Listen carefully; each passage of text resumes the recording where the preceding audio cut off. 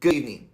Before we begin tonight's episode, I want to start out by saying that tonight we will be talking about and expressing our views on topics that are sometimes quite difficult to talk about.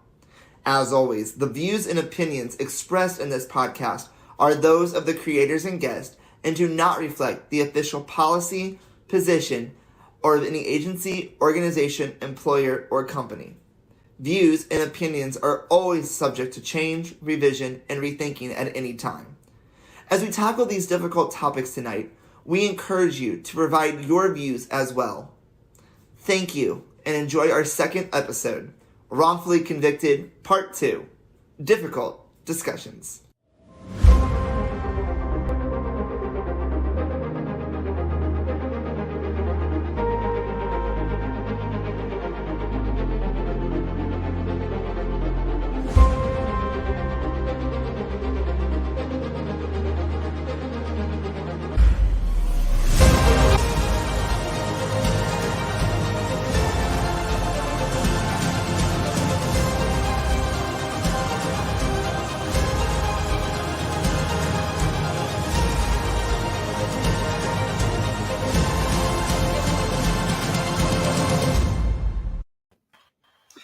What is up, everyone, and welcome to the CJ Unedited podcast. This is our second part of our 2-week season premiere. I'm Jay Hanson, and as always, I am joined here alongside with Chrissy McNamara. Chrissy, how are you this evening? I'm good. How are you? I just noticed that my makeup's like a hot mess right now, so we'll have to fix that. Yeah, looks like you've been crying, so you know. No, I was not crying. I don't know why. I think I put my merch on, and it like represent the merch. Yes, I was like, let me grab this for season 2 episode. Chrissy, 2. how were you this week? How's your week been? Week's not too bad. Week's not too bad. Kids are fairly under control. Reasonably speaking. Pup's doing okay. Went to the park today. Had a really nice couple days. And then I got cold again. So yeah. Chrissy, what you drinking tonight? Yeah, so I included a banger this time. We have an interesting mix tonight. This is like a diet root beer. Like they now make, you know how they make like Crystal Light and like powders that you can flavor your water with? They have a A&W root beer one. So I put it in like seltzer water. So it tastes like, regular root beer. And then I added a little bit of whiskey when I found out our guests were down to party. So perfect. I'm drinking. My week has been good. I mean, I've been working a lot. I'm not feeling too hot, so I may cough a couple of times during this. No. Also, I am on the hunt for Girl Scout cookies. So, guys, if you guys are watching, please get some Girl Scout cookies for me. I'll take some Moa's Thin Mints and the new fudge brownie ones that they have. Please. I'm drinking Starbucks because, still got to represent. And then water just in case I get sick. Again, in a Starbucks glass. The dedication. We love to see it. The dedication. Guys, like I said, welcome to the CJ Unedited podcast. If you guys have not done so already, please subscribe to our podcast. That's when you guys get notified that it is on. It's right there above right below Chrissy's nose. And that will let you guys know when we have other shows coming up, like the one we do tonight. As you guys remember, last week, we spent the hour talking about Ryan Ferguson and Ryan Ferguson's wrongful conviction to the murder of Ken Highholt in Columbia, Missouri, and how he was wrongfully convicted and spent 10 years of his life in jail. Tonight, we wanted to continue on with the wrongful conviction topics and talk about some things that, aren't that easy to talk about, especially to your friends or with just random strangers on the street. So to do that, we wanted to bring on a podcast who has no issue at all on talking about difficult discussions. And that would be the Difficult Discussions podcast. Chrissy, should we bring them on? Let's get it. Let's do it. Ladies and gentlemen, please welcome Difficult Discussions. Oh, I can't see you guys. Oh, there we go. Yeah, put them down there. Yay! What is up? How are you guys doing? Hey, how's it going? Thanks for having us. Absolutely. We don't ever do video because we need to be sensitive sometimes. We have already prayed for everybody. Yeah. Just so we're clear. To our people in Germany, I hope you up. Man, they got fans in Germany, and we don't even have fans across all the way across the country yet. Ladies, before we get started, I have a question for you guys. What are you guys drinking tonight? Ooh, what are we drinking? Well, in our wonderful Soul Sister cups, because we're Soul Sisters. We are drinking St. Louis's own Origin Gin. It's a botanical gin distilled here in St. Louis, Missouri, and Perrier. Ooh. Sounds Is good. it Perrier with lime or just regs? Lime. Better than what we're having. We're fancy. Love Otherwise, we'd just be regular people. I know. I'm noticing just a little bit of a delay with your guys' video, but you know what? That's fine. Your mouth will be synced up to what your guys' words, but that's okay. Oh no! Is it still bad? It's let me see if I knock you guys out. If you guys knock right back in. Okay. Let's do it. Okay, that was it works now. I don't know what happened. Oh, better? Is it? Yeah, it's on. It's in. It's on now. Okay. Okay. All right. You know. It's the first time So for everything. could we edit that out? Is there a take two then? No, it's it's live. Hold on. Ladies and gentlemen, welcome back. Hey. How you doing? Hi, thanks for having us. Also, thank you for humoring me, Jane. Ladies and gentlemen, they don't normally do live podcasts. Their podcasts are usually pre-recorded and then send out wherever you guys get your podcast. So this is new for them. So yes. But we decided that we should have you guys on to just talk about some topics that not all about wrongful convictions, but about some things that, I believe are very important to talk about and just start that discussion. But before we do that, tell us a little bit about you guys and about the Difficult Discussions podcast and how that came to be. Ooh. You want to start? So how Difficult Discussions came to be is Missy and I, we're neighbors. We've been neighbors for 10 years. Mm-hmm. Like literally our houses are less than 20 feet away from one another.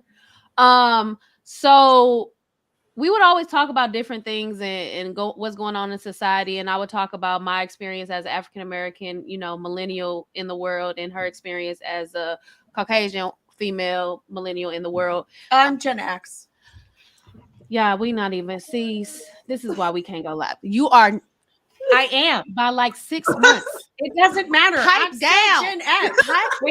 I'm technically a millennial. Okay, I'm almost 40. She was born in the 80s. I was born in the 80s. You see why? Yeah, I think there's it's like what? Okay, now, you see how I was trying to make this lovey and how she just. This is why we have different. You're so sweet because of this shit right here. We try to. It came about because I would say some things, she would say some things. I was like, well, I don't necessarily agree with you, but I still love you, and we can still have a conversation. And we really talk about a lot of thought-provoking things, and so that's kind of how Difficult Discussions came about. Yeah, I will say what really prompted it was Vicky and I were in my kitchen, and I was having it was a hard time. I mean, it was Rona season when it first started, and everybody's like, what the fuck is going on, and how do I cope with this? And some people are losing their jobs, and I could not put myself together enough. And I remember having a conversation with you about things that were going on at that time, because it was also during the George Floyd riots. Right. And I was having conversations with you, like, what is happening? And in our conversation in the kitchen, I made the comment that nobody cares what I think. Like, everybody's voicing their opinions, and you're all talking heads. Like, have some real conversation.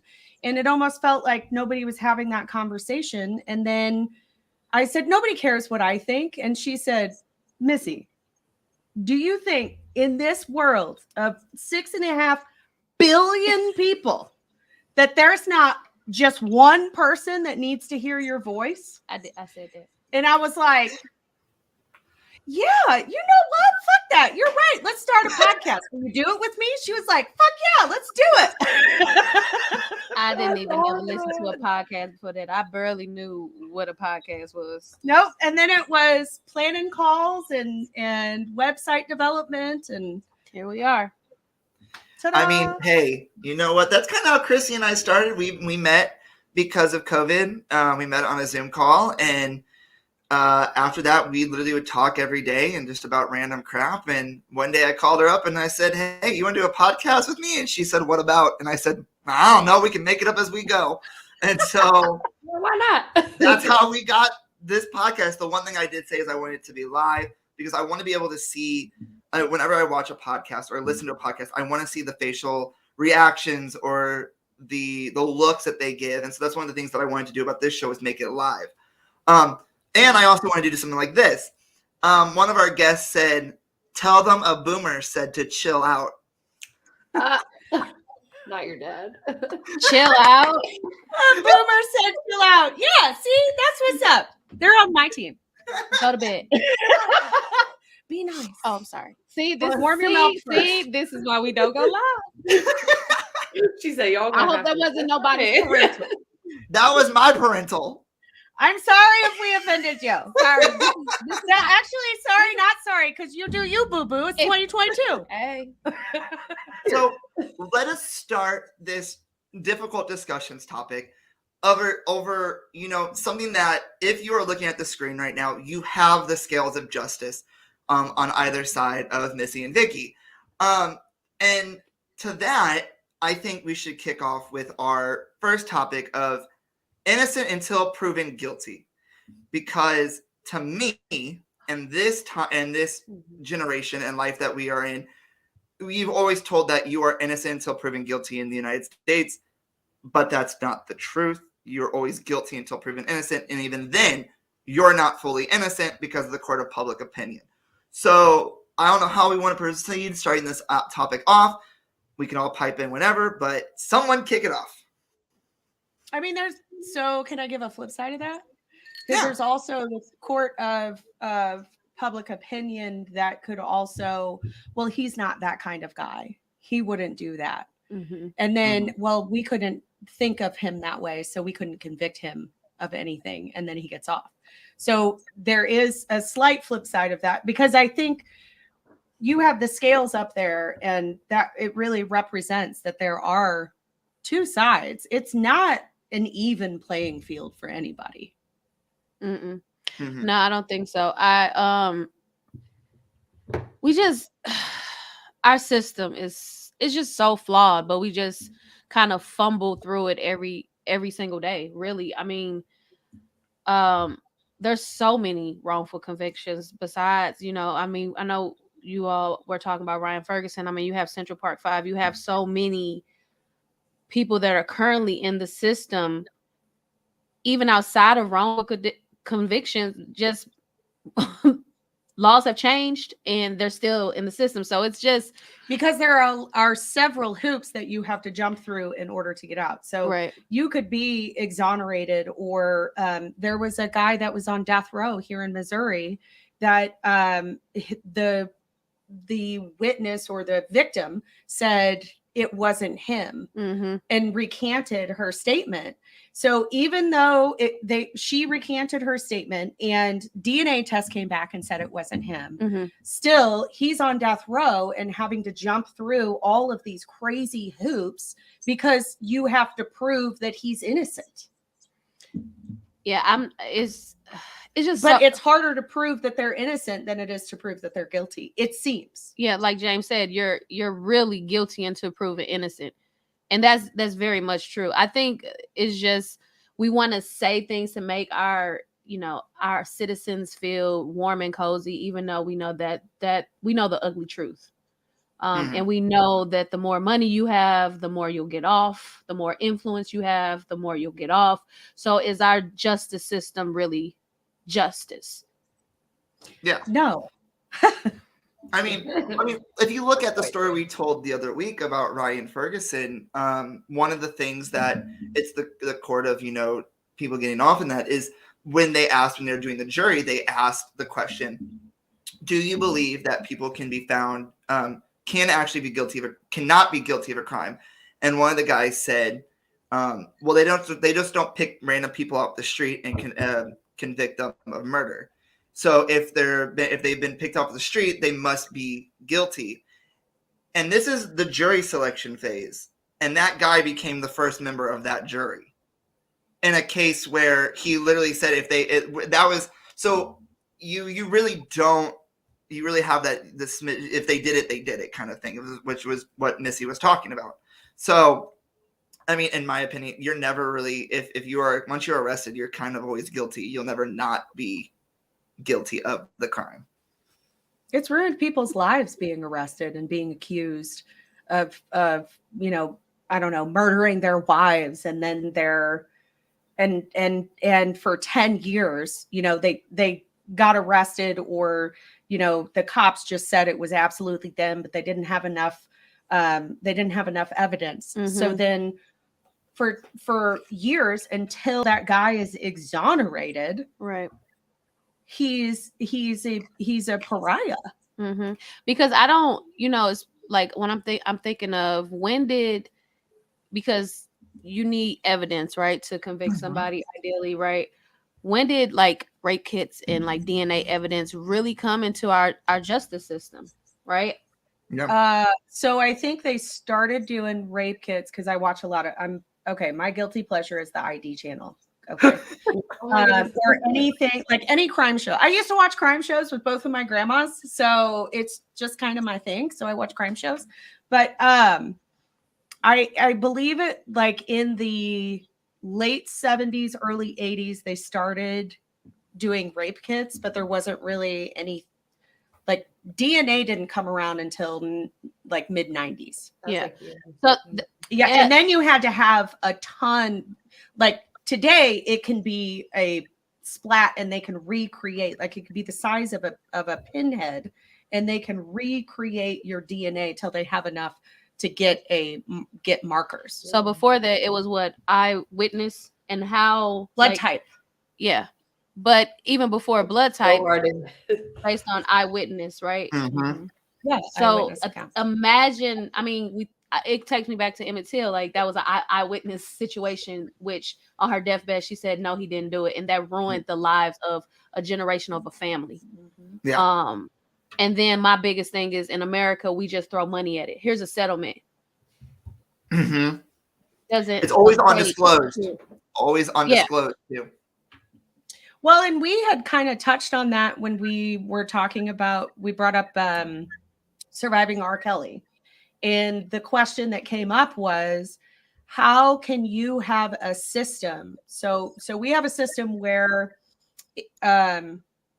murder is a capital offense. So regardless of whether you as a family want to say that this guy is guilty of that, like you want to press charges against somebody, there are certain crimes, and murder is probably not a good example, but there are certain crimes that if you, the survivor or the victim, don't want to pursue, then the prosecuting attorney can pursue that. Then the county goes after that person.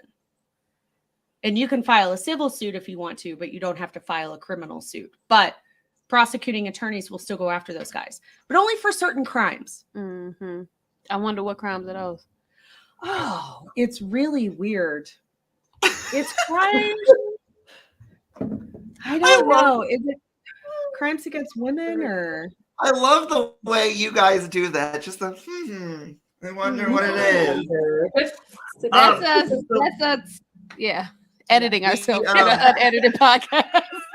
We got some shout outs for you guys right now. So real quick, we got Alan, who says shout out difficult discussions.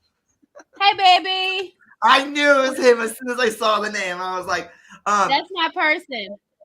My dad said, you guys can't offend me at my age. I just don't give a crap anymore. And we had a rebuttal of that. As you should. You shouldn't. Don't. You've earned it. But we had the answer to you guys' question about what year rape kits started, and that was in the mid 1970s. Thank you, Callie, for that answer. Yes, thank you, Callie. We were talking about, and this wasn't something that was on the list of discussions that we sent out, but like I said, it could branch off. Something that was said earlier is about money, how we always throw money at things, like undisclosed settlements or something that, again, I'm going to reference back to Ryan because that's how we started this thing. When Ryan Ferguson was arrested, they asked the judge how much for bail. She stopped for a second and she went, yeah, bail. $20 million. Dude, I couldn't for a believe first-degree murder charge. Egregious. That is the $20 highest million? bail. $20 million. It was the highest bail ever set for a first-degree murder charge He in the has United like States. 4 Swiss accounts and 7 visas, and like, So- is he? So No, I that actually bitch was better. I listened to I listened to Ryan's podcast that like, a couple days later, and his dad said that the reason why she set it at 20 million was because he was born in Australia, and so she said, oh, he could just escape back to Australia. Bear in mind, he moved out of Australia when he was 1 month old, and so his dad was like, you know what else could have prevented him from going to Australia? $0 of bail. So let's talk about something about that, like excessive bail, because you're not supposed to do excessive bail, but yet here in America and yet probably around the world, they are setting excessive bail. Yeah, I mean, as Chrissy, pipe I in feel too. like, as far as bail is concerned, it really it depends on, are they a flight risk, right? Mhm. If they're not a flight risk, then who cares if they're out there? If they're not a flight risk and they're not, so if they're going to commit another crime while they're out, like if they're just, like if they Repeat offenders. yes, or they've done something that's just so heinous, like a mass murderer, like fucking dude that thought he was the Joker and just lit up the theater in Colorado. You know what I'm saying? Like that guy.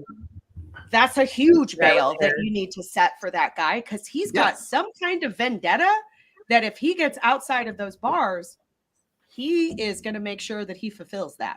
Whatever, he's going to manifest destiny. Absolutely. I'm still be nervous when I be going to the movie theater. I ain't gonna lie. I mean, Yeah. I think you should be I strapped. see They don't what got do you metal know where detectors. all of your exits are?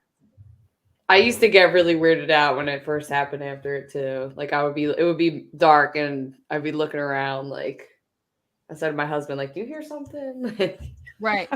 I had a Did talk. you see that guy? I had a that talk walked with in Alan. and- I was like, "You gonna protect me, right? It's gonna be Yeah. you gonna stand in front of me, right? If they So start you're- blasting, you gonna get on top You're of me. taking the bullet. You gonna have to take one for the team, baby." Oh, Hopefully, it's Forrest Gump style and in the cheek. oh man. He doesn't die. Does it? I hate you too. This is what we love about unedited shows, everybody. They're more Man, interesting. live shows at that. This is also a sneak peek for our folks, because it's a behind the scenes peek. Mm-hmm.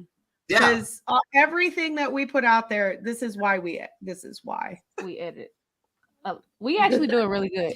True story. Okay, but we got to stop monopolizing the conversation. Okay, Okay, sorry. because we've only heard from Jay. Yeah. Hey, We heard a Steve. little bit from Christy. What do you Chrissy, what pop do you in. know about What are your about views? bail? What are your opinions of everything? The money. The The money, bail, the bail so monies. when we were talking about Ryan Ferguson and he was like, I guess I just didn't know like anything about that, because he asked me, what do you think, if you had to guess, like, what do you think the bail was? And I said something like, I thought of like, I don't know, Survivor. Okay, they win $1 million for spending like, stop laughing at me. They win $1 million for spending like 30 some days out in the island. So I was like, 750,000? And he said $20 million.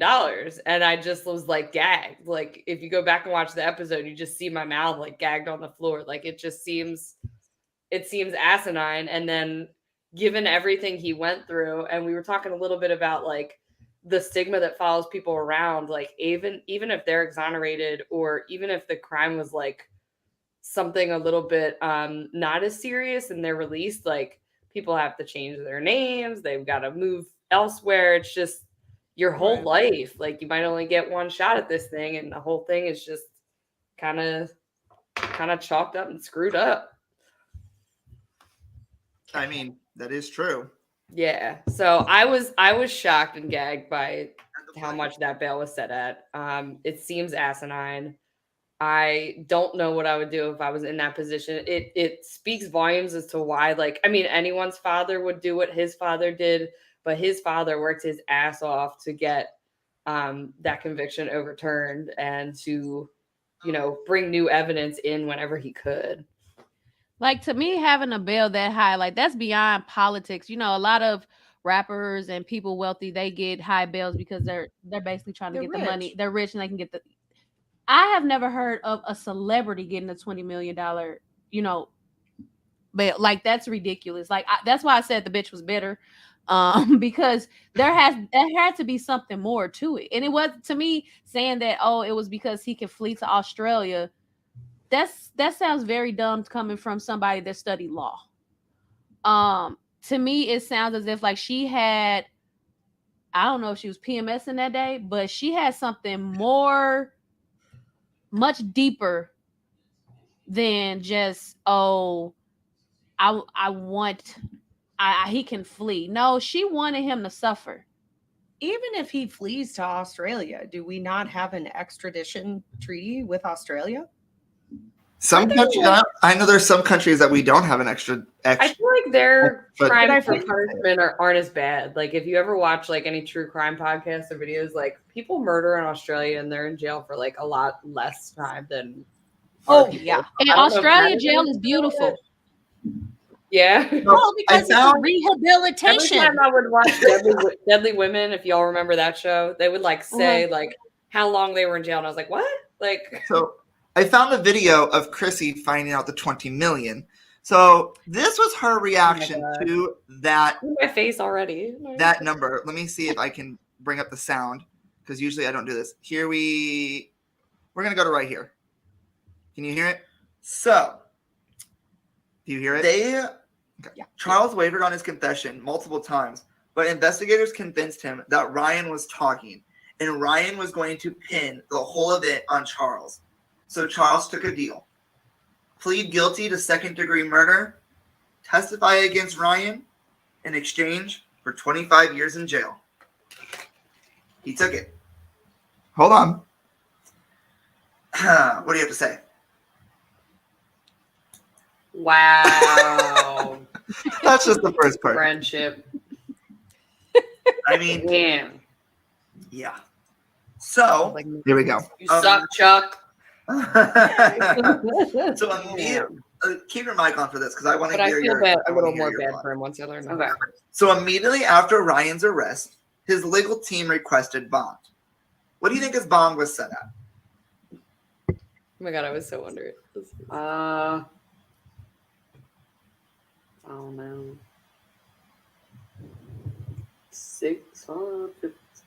$250,000, $500,000, $1 million. His bond was set at $20 million. Holy Nike! Wait, is that what the Nike? I don't know. The highest bond. Nikes? That Holy Nikes! I don't know why I just didn't say it. That's But- one of my favorites. I was like, yeah, I think I did eventually say $1 million, but you were like, 20. I was like, "Ooh." And he just kept on going, no pause. I mean, so I don't know. I mean, the extra like when even like he said, going to Australia. If he had a flight risk to Australia, we could have probably pulled him back. Because I don't think. I mean, he's going to have to use his passport, so you put him on a list that he can't board a plane. We have those in place after 9/11, Right. for sure. So I feel like you could put him on some kind of list. So what really is does he have like a bunch of different, again, does he have a bunch of different identities? Is he Jason Bourne? Yeah, I don't know. And we don't know? I don't know what it was something going on with her, which I feel like Also put him on house arrest with one of those ankle bracelets. Another that keeps reason- everybody else in line. the other reason Well, why people I can get said out of that, those. another reason why I say I feel like it was the judge, because I know people that the judge had a vendetta against them and made them pay an egregious amount of child support or gave them an egregious amount of time. Like, because we have to, although these judges, and don't get me wrong, I respect our judicial system, but we also have to realize that these are people and they have their own Human situations beings. and they're flawed and they do have their own agendas. And I feel like a lot of times, especially as it pertains to, from my experience, when it comes to the Black community, there are a lot of prejudices when it comes to certain judges in that community. Well, For sure. You know what? That leads us right into what can be our next topic: race and politics. Oh, Because This is our cream and butter. I've been waiting for this. Wait, we listen. So because our podcast is this Black girl and this white girl, people like, oh my God, all y'all do is talk about race. No, but I mean we do, but it ain't what it's about. It's about different perspectives. But we had a friend, we ain't gonna say her, she wear a big old chain these days. Oh God. She was like, I'm not gonna listen to you guys because I don't want to be mad at Missy.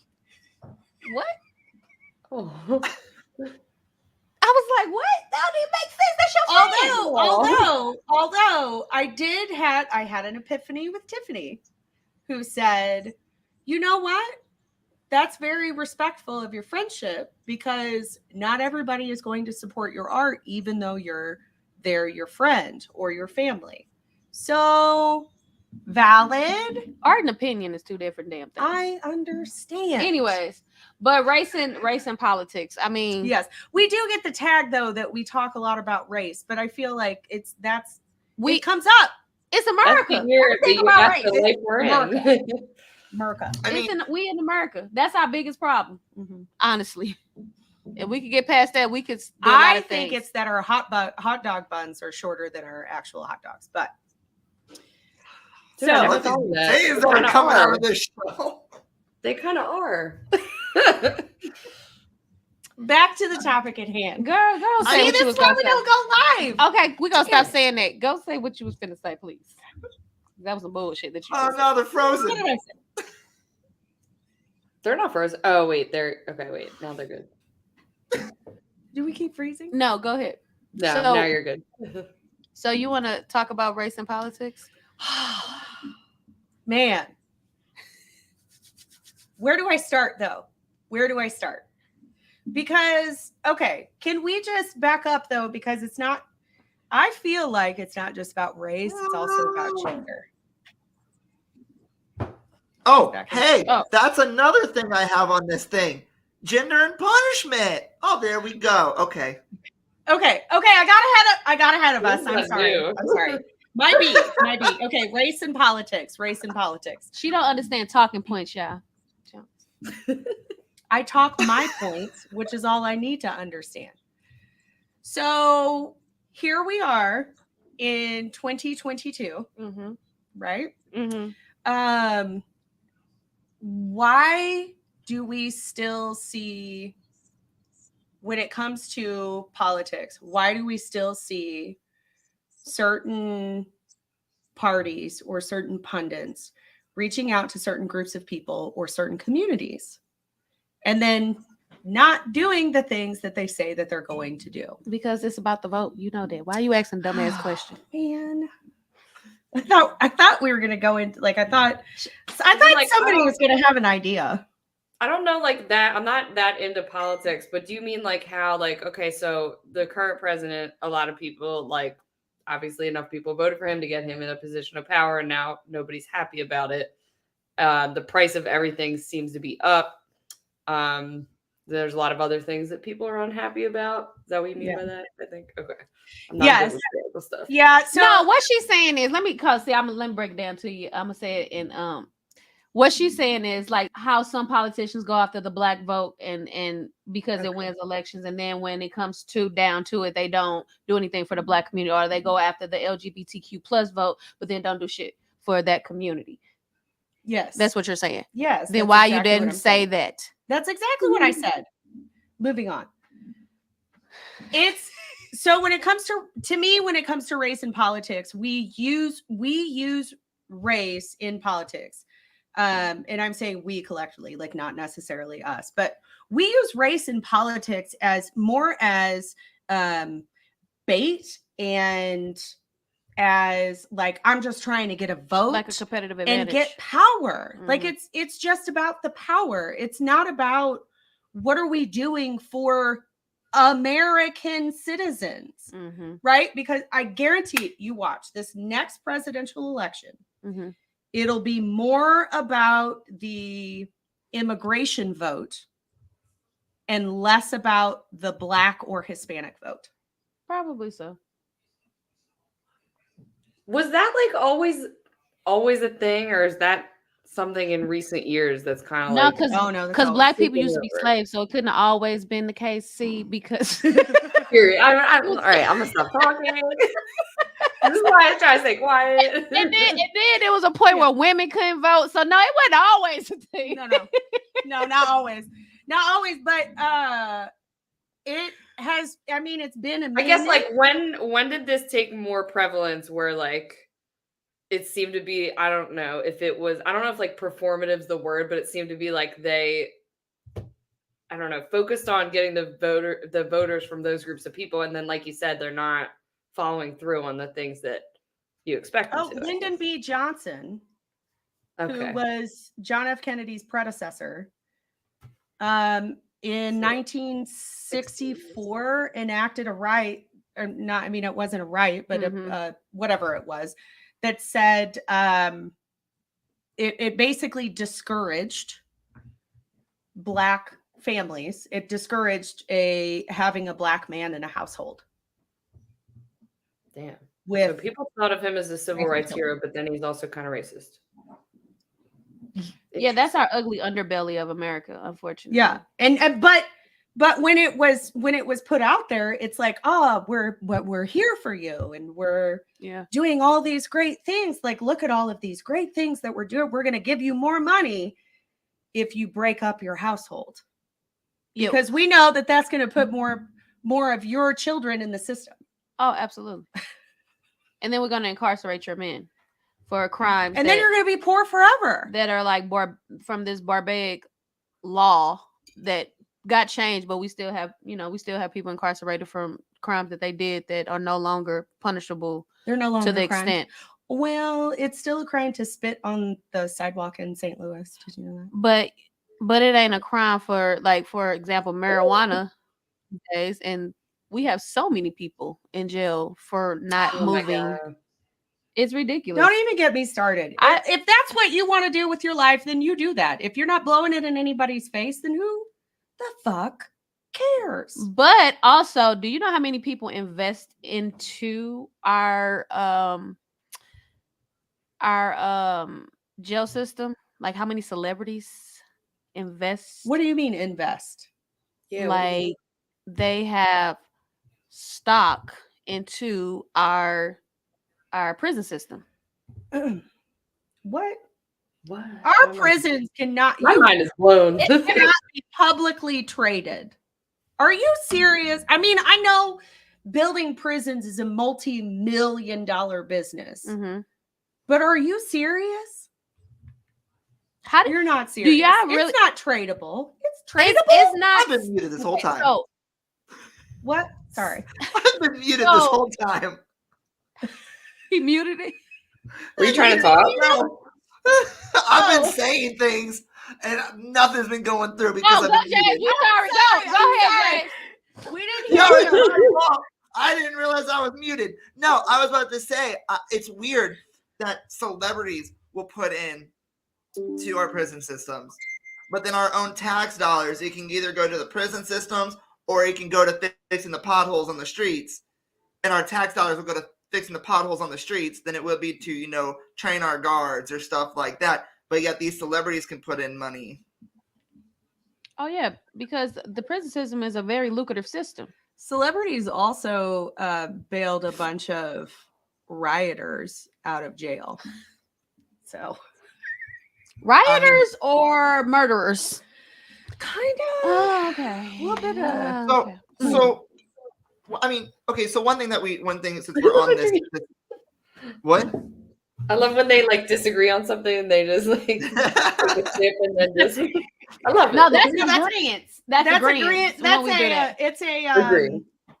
that's we That's are like we live. can't go on about this or we're gonna get too crazy. or Yeah, whatever. we got jobs when we leave off air. Maybe I hope so. It's some big companies like that. We can't. So That's why we Here's- edit ourselves. let's move in. Let's move on to. We're talking about prisons now. So the Mhm. pros and cons of prisons in America, because I've been listening to a lot of podcasts about prisons lately, and they I don't know where I'm going with this comment. I just think Just there say are. it, James. Just say I it. don't be know. scared. I think there are Don't be pros and scared. cons about being the prison system. It doesn't necessarily always work, and then you throw a 16-year-old or 17-year-old into a fully adult prison, and it could affect the way they are. So I guess we can just go on about the pros and the cons of prisons in America, and yeah. You should not be able to charge a child as an adult if they cannot vote. If they can't vote, then they can't be charged as an adult because their minds are still not developed. It's a scientific fact. But so the question to me, the question to me becomes: are our prison systems built to lock and keep, or is it built to reform?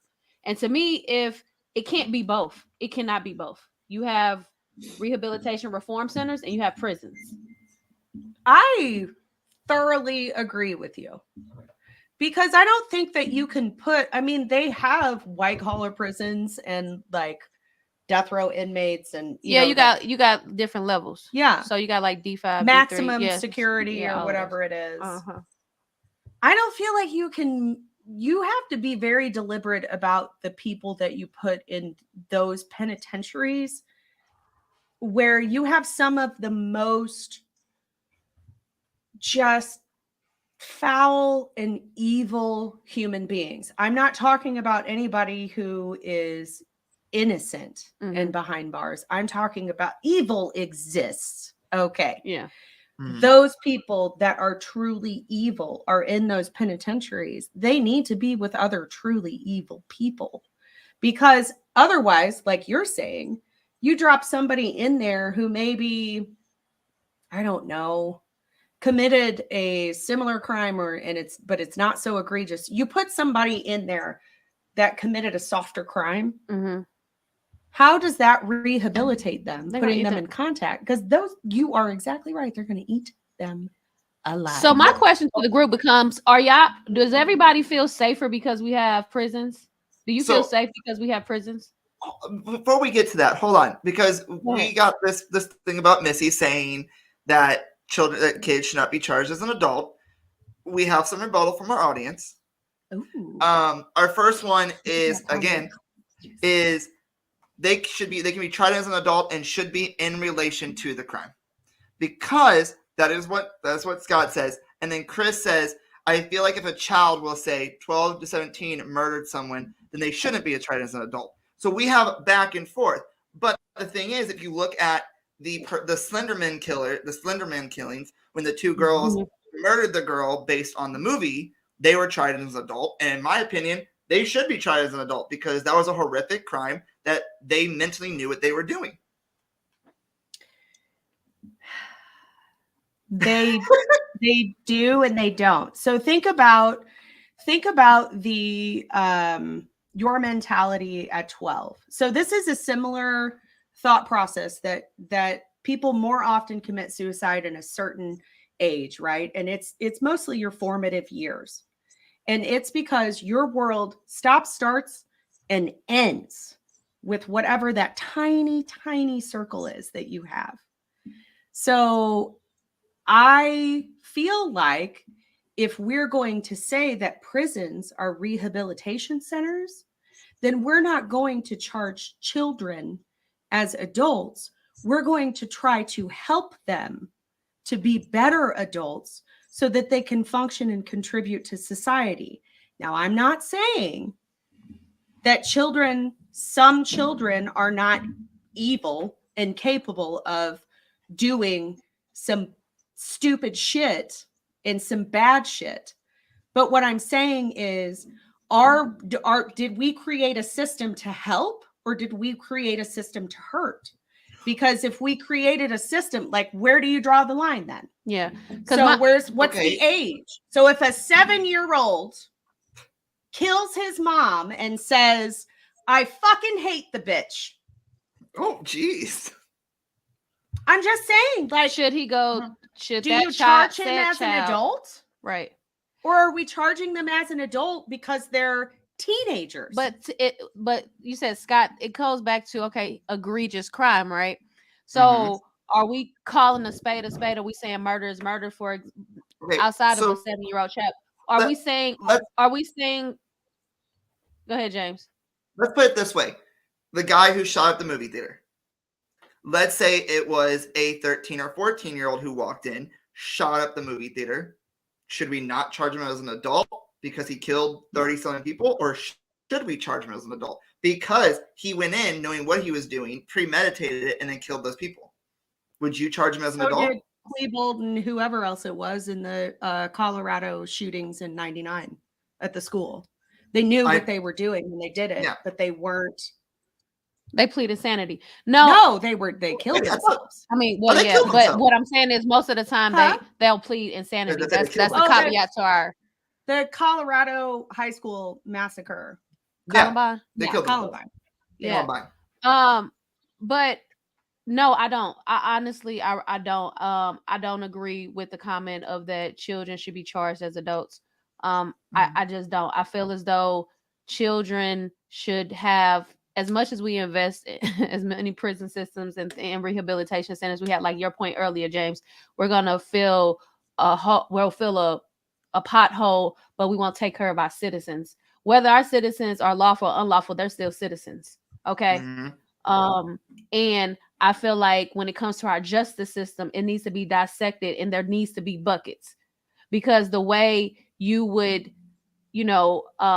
punish an adult who is fully aware, right? Because fully developed, because they can also plead insanity. So it's so many caveats to this. You know what I'm saying? There's so many caveats to this, because in the same breath you'll say no, they need to be tried as an adult. But if we hear if a jury hears a sympathy plea of a woman, the monster who killed egregiously Arlene these men, Warnos, who killed egregiously these men, but they beat her and things like that. But you got a sympathy on that, and maybe she shouldn't have, So it's like, it falls to popular opinion. And I will state for everyone who's watching, we said at the very beginning of this show that these are our opinions and our views. So everyone is entitled to their own rights and opinions of what they think is right and wrong. So if you guys are, I know no one's having an issue with it, but I just wanted to state again that this is our topics and our views and opinions. And that's something that this show was based off of tonight, which is why it's difficult to talk about, because again, we all get along, but at the same time, we don't see eye to eye. So just putting that back out there for everyone. So yeah, but it's difficult discussion. Yeah, but what we always say is, like, even though we don't agree, I understand everybody's comment. I understand where you're coming from, because your position and your perspective is based on your life's journey and what you've gone through and what you've seen and how you've seen life experience. And that's perfectly fine. And I understand that. And so is mine. I'm not saying I'm right and you're wrong. It's just, I understand, but I don't agree. Yep. What do you say, Chrissy? I was just gonna say, like, I think to that point, like, so I've been an educator for 15 years. I spend most of my time around, like, teenagers. I teach freshmen. And freshmen that pray for you. I'm a pray for you. Freshmen in somewhat of a difficult neighborhood near Wilmington, in Delaware. And I guess that might shape my perspective a little bit in knowing, like, especially in recent years, like, how much difficulty there's been with, like, monitoring, like I've never seen, I guess in the past 5 years, I've seen more issues stemming with like mental health, crime, people following trends that are just asinine, that are on like TikTok or some kind of social media, this mob mentality, this culture of like violence in school. Like just today, there was like 3 fights, like one right outside my door. Like these things are just taking prevalence. So I can see, I'm kind of in the mindset of in most cases, they shouldn't be tried as adults because they're still maturing and growing, and still everything that they learn and any trauma that they experience, like they just emotionally don't know how to deal with. They're not equipped, right? They're not equipped to cope with some of those things. Even like my own niece is 18 and she's still like, something bad happens and she just doesn't know how to handle, like there's more like, I don't remember, not that I'm saying like I'm the strongest person ever, but I just don't remember having like this many like mental breakdowns that these kids have nowadays. I think the issue is, even though we're live and we're talking about everything virtually, I think it's because unplugging is not a norm. Staying plugged in is reality. Well, and that's life. And that's very scary. That is very scary. So my dad did clarify, and so did Chris. Let me be a little bit more clear. At least 16 years and maybe as young as 13, depending on the crime. Younger kids, no. And then Chris said what he said. So that's where I'm going. If they're young, it's hard. No, because they're not fully developed. But when you start getting to that 13 higher level, your brain starts developing. You should know some clear lines from right from wrong. But you do know some clear lines from right from wrong. But if like Chrissy was talking about trauma that you experienced, and by the way, I did a little clap there because I was excited about how that conversation kind of morphed, because it was like, no, I think this way. No, I think this way. And it was like, well, let me be clear. I feel like it's this, and this is my perspective, right? Yeah. And so then what started out as in total disagreement became, now we're meeting in the middle. Yeah. So that's why I did the little clap. I go in the middle on a lot of things. I don't know. One day I'll have like a strong opinion. That's the safe space.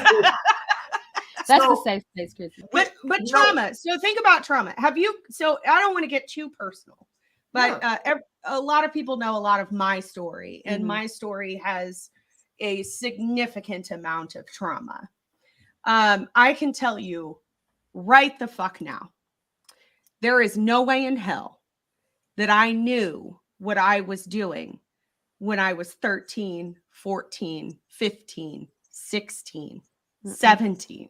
I barely knew what I was doing when I was 21. There's no way that I knew. That was a good year. There's no way that I knew. There's no way I knew what. So here, I think it's not that you don't know what you're doing. It's that you don't your brain can't yet process those consequences, because kids in general think they're unfucking touchable. Think about how invincible you were when you were 23. And the world didn't that was only 30 years ago for me. I didn't feel invincible for that. And I'm just saying, think about there's no fear. Right? Yeah. Right. And I would have jumped off a bridge and been like, fuck, I could swim that. Okay, so my question becomes, if we're setting these parameters as to how old the person or that said child is, do we, because this happens a lot of time, do we persecute the parents? Ooh, yes. That's a good question. Emphatically. Sorry, I said that very loud. I mean, yes. As a parent, I'm a parent. I feel as though, me personally, this is my opinion, Vicky speaking here, that if my son is 1, and as long as God has life in my body, I am going to raise my son and have influence all the time in his life. I feel like sometimes parents allow the streets to raise their kids, their parents to raise their kids, social media to raise their kids. No, baby, because they're not liable. No, I'm gonna raise my son. So my son go out and do something egregious, and I had no idea, bitch. That's because you didn't want to have no idea. I'm sorry. That's exactly how I feel. You had no idea because you don't have a relationship with your child. Mm-hmm. And I mean, and you know what? I'm going with that. I talk to my parents on a daily basis. They know everything that's going on in my life. And so if I was to say, hey, this is how I'm feeling, and they didn't step up, no offense, Dad, I told you how I'm feeling.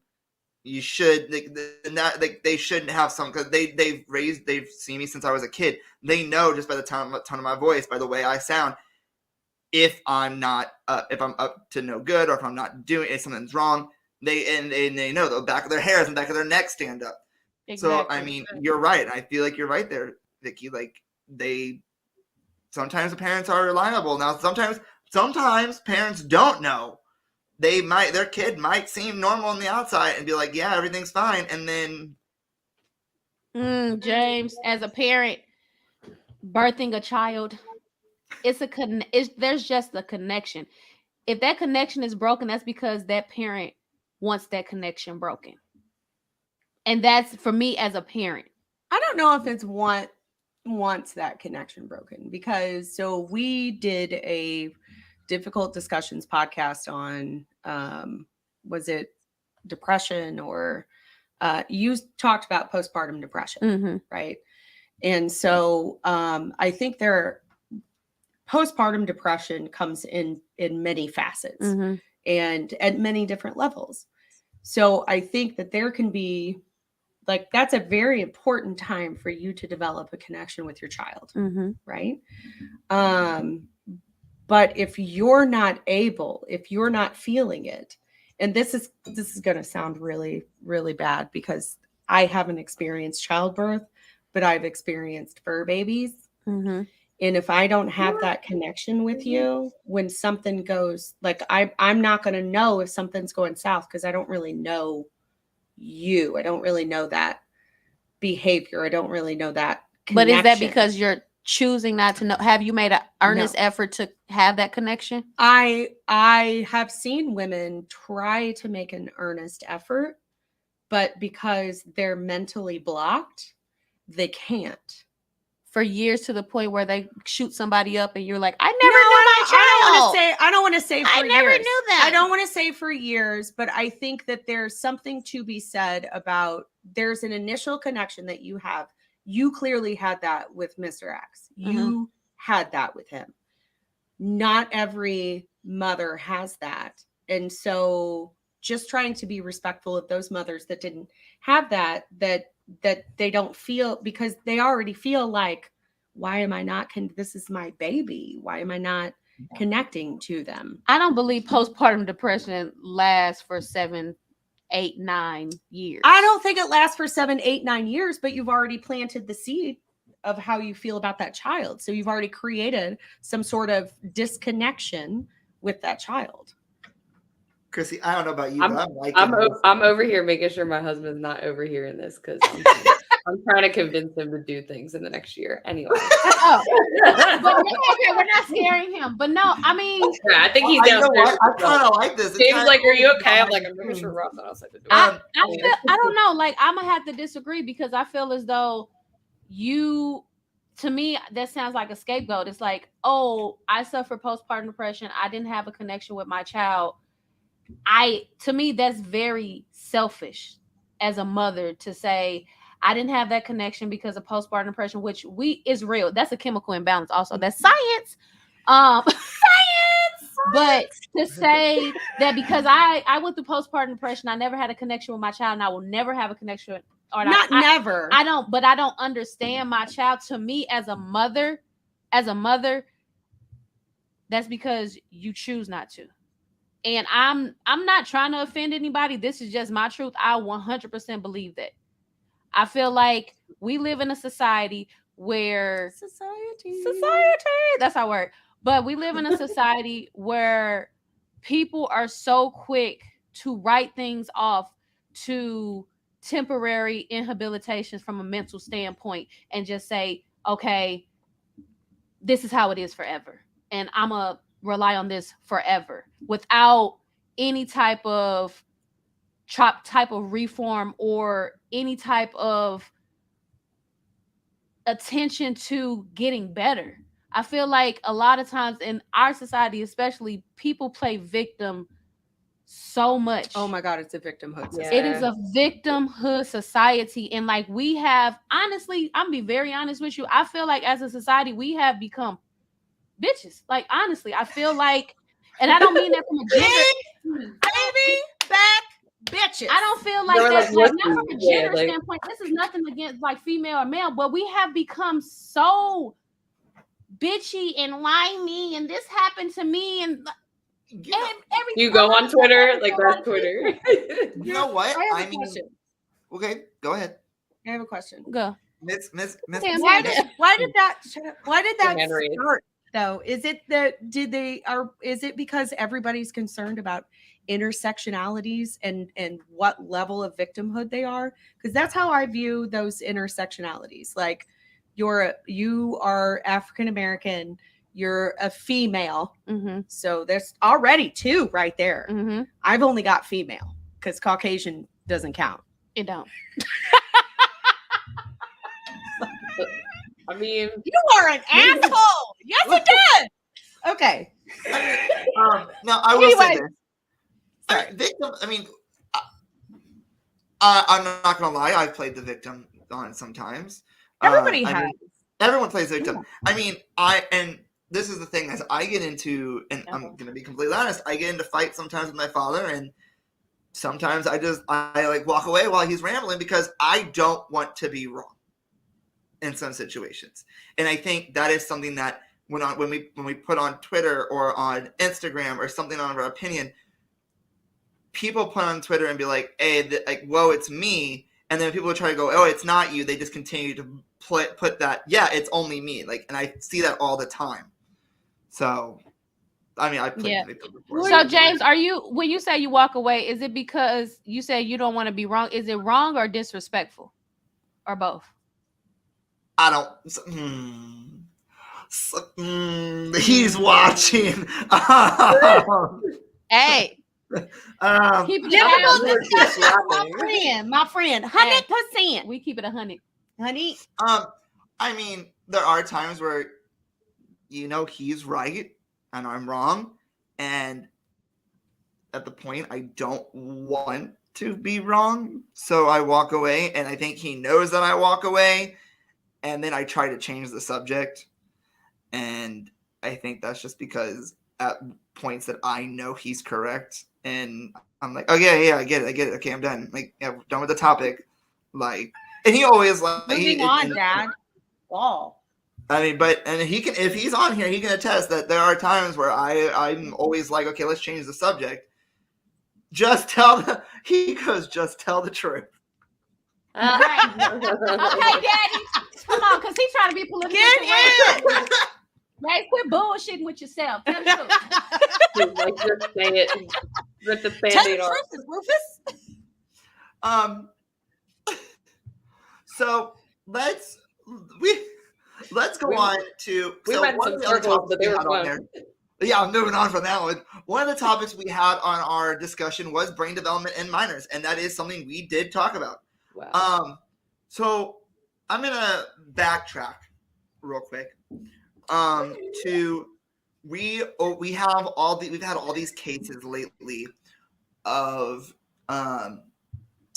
Kyle Rittenhouse, the three gentlemen who shot and killed. Oh my God, I just drew a blank on his name. The three white men who just got charged. Aubrey, yes. We have all these people where it's been captured on video, on camera. So the cameras and the use of body cameras, and Big Brother is always watching you. Like, what is your guys' opinion on like body cameras and the use of videos and stuff in courtrooms, and their positive and their negative to the outcome of trials? So, That's a fully loaded question. I'm so sorry. man, media is hungry for some video. Okay.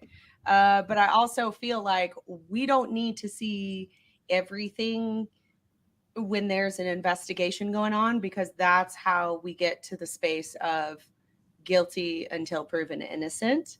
And because you become a social pariah, because social media has already said that guy's fucking guilty. Now, the guys who murdered Ahmaud Arbery. They murdered him. They hunted him down, regardless of what he was doing, whether he was running, whether he was out on a jog, or he was stealing copper, because there have been thefts. You don't chase a motherfucker down on the street with guns. I don't care what color you are or who the fuck you are. It's America. Period. So, I digress. That's Ahmaud Arbery. That was fucked up. You guys go to jail for the rest of your life.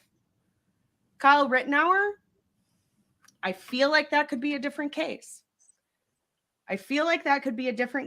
Because of the circumstances. Because he felt like, I think a lot of us were feeling, a lot of American citizens, regardless of color, were feeling about everything that was happening during that time. It's Rona season.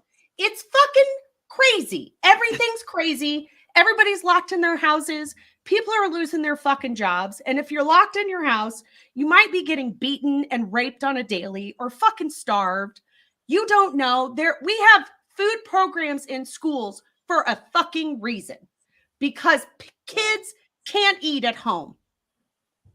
Mm-hmm. And then we quarantined them and locked them in those fucking homes. I don't know. Like, I feel like in a perfect world, I would agree with you. But we live in a world where there have been innocent Black boys killed for a toy gun. There have been innocent Black boys killed for walking through neighborhoods. Mm-hmm. And I understand what you're saying. And Zimmerman should have gone to prison. But I also feel like had Kyle been Black, he would be under the jail. 100%. 100%. And that's what makes it flawed for us to really seek change, is because our ugly underbelly of race. And that it is statistical. It is in black and white. I don't care how many times people want to argue what. Let's just can we keep it 1,000 for real? For real, like let's just keep it 1,000. Like racism in America is real, and it has always been real, and we're trying to escape from it, but it's very hard when a lot of our systems are built on it. And then the question becomes how if I also feel like racism is taught, right? You're I don't want to say it's taught, because we did have a conversation earlier. Because it is. It's taught, but there are also some folks who are like, something is not right about what you just said. So, it's systemic. That's why it's called systemic racism. So how do you fix that though? Like where in the system do you stop that? Do we have programs for the communities that don't have a lot of money? We do. Are they good programs? I don't know. I can't say they're good or bad. It depends on. Do we put a lot of money in those programs? It depends on who's using it to really decipher if it's good or bad. Okay. I don't use the system. I know people that use the system. White, Black, Hispanic, yeah, but whatever. I'm not talking about those programs. I'm not What programs are you talking about? A program to teach like equity, or like a program to help? Yeah. You know what I mean? Okay. I think that's very important. Why are we not sending folks into levels of it too, like people that don't want to admit, like I don't want to get too off topic, but like I was in an equity training Friday, because like we have them like pretty much like every quarter of the school year, and like there was this one guy who just like he was just not buying into it. And I felt really bad because like the person running it was a Black woman and it's Black History Month, and he was like really going at her. And she like muted his microphone and like told him to stop. And I was like, period, like as you should. Like this is your thing. Like I'm sorry to get like off topic, but I feel like there should be levels. Like people that don't want to buy into it. I don't know how to do it, but like they need some kind of like, I don't know, early intervention. They're not always gonna. You say, how do they we won't. fix the system? Like, we can't fix a system when we are a separated America. Like, we want to say we're all American, but We're fighting for segregation because you're either Black, white, Hispanic, gay, straight. yeah, I mean, there's so much division. You have to be something. It becomes on the this: spectrum. are we Americans or are we not Americans? Like, that's it. That's all. What defines an American? Being born in America, right? Mhm. Essentially, that we're Or citizens. you get your citizenship. Yeah. So are we Americans or are we not Americans? And I think if we start having that more American conversation, and I know for Black people, I know it's hard because America has screwed us over and over again. And I get that. But me and Missy talk about this all the time. We're not going to see progress and change until we start having these difficult discussions, till we come to a point of understanding, till we come to a point of, yeah, we have an ugly past. Our present isn't the greatest, but let's move forward. Let's have these conversations and move forward. It continues, and we haven't progressed because there are still people, like Chrissy said, who just don't want to hear it. And it's in your face. Like, we go back to the whole, we're talking body cameras. It's in your face of somebody kneeling on somebody's neck. It's in your face and on cameras, a man being shot with his children and his wife in the car. It's in your face, and you're still like, nah, ain't real. It's not. It's live, like we are. Make it make sense. Are we Americans or are we not Americans? Exactly. Well, I mean, okay, so we're talking about this. We're gonna swing into another part. I'm going all the way back to juries because, in my opinion, juries of your, jury of your peers. That's what your we peers. That is. That's a short story with the bird. I'm glad you said jury of your peers because I was talking about this with someone the other day. Are you guys okay? Yeah, we good. Go ahead. We have our own. Go ahead, James. We listening. So We're listening. We're just. Jury of your peers was written in it, like was stated in a time when there was only like 14 or 15 people in the town, so they literally were your peers. But now you're getting Joe Schmo, who I've never seen a day in the life, who is about to come over here and listen to my case and then decide my life. And if you're gonna sit here and say jury of your peers, if you have a cop on trial, there needs to be a cop up in that jury box. In my opinion. If there's a Black man, there needs to be a Black man up in that jury box. If there's an LGBT person in that trial, there needs to be an LGBTQ person in that trial. You need to have someone of your peers. And in that case, when I'm saying that, the jury should always be sequestered because of those videos and the case of public opinion. I'm done. That's my little rant. Sorry. He said, I'm done. I like that. I agree with you. That was good. That has always been my thought. Always. James, your dad should be proud. I know he's listening. You should be a proud daddy. Forget what he said earlier about being disrespectful. Forget what he said earlier about I walk away because I don't want to be wrong. Okay, all right. You should be very proud. Very proud. Yes. Oh, okay, I digress. There you go. But I do believe jury of your peers, it should be a thing. So what about you guys? The jury of your peers, what do you guys think about that? What you said? Yeah, I mean, I feel agree. like if we're going to ask someone to decide another human being's fate, because this is what you're doing when you're on a jury. Mm-hmm. You're deciding another human being's fate at whatever level. It could be an insurance claim, and it could be going to life for murder. Mm-hmm. So going to jail for life for murder. So I think that when we're talking about the way, like how much it can span, I feel like we also need to take into account perspectives and how other people, you don't want to bring, I feel like it's unfair to bring somebody in who has no idea of what it's like to live that life at all. Yeah. At all. I don't, and I say that because if I'm in a support group, I don't want everybody else in that support group I'm with to not know some part of the story that I have. Right? So if we're talking about the judicial system being fair and balanced and a rehabilitation system, wouldn't we start with making it more fair before you even go to prison?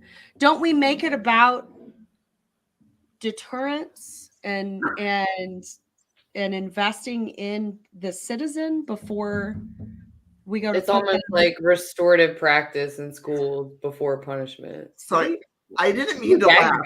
But I didn't mean to laugh. We do that in schools, but we don't do that in the judicial system. Why? Right. Because it's a capitalist system.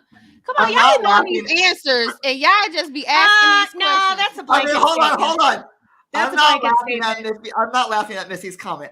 I'm laughing at the comment that made everyone in the chat crack up. Which is it would be hard pressed to get a bunch of 90-year-olds to stay awake on the jury. Oh my God, not this. Is he 90? But hey, there have been cases where you have a 90-year-old man with a hearing aid who can't hear right, going, yeah, he's guilty, even though even the prosecution is saying, oh, you know what, maybe we messed up. Well, he need an interpreter.